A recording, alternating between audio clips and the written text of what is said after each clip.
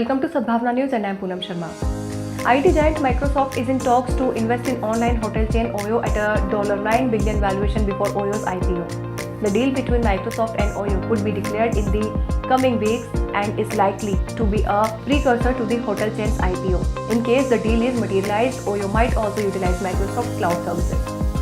Oyo founder and CEO Ritesh Agrawal said that the Gurgaon headquartered company is mulling a likely public offering, but he did not provide a deadline, Reuters reported.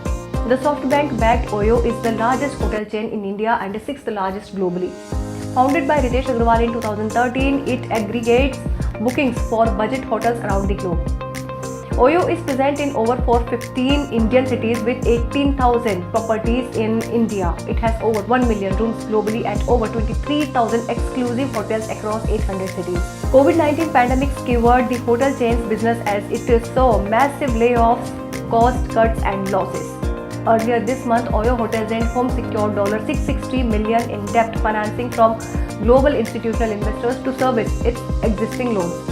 Besides servicing its existing loans, the online hotel aggregator aims to recover from the losses caused due to COVID-19 second wave. This funding round involved Fidelity Investments, Vade Partners and Citadel Capital Management.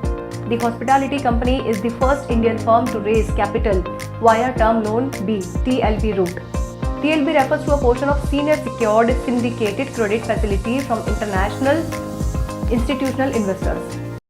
Powered by Arthros Clinic, a dedicated center for arthroscopy and sports injuries.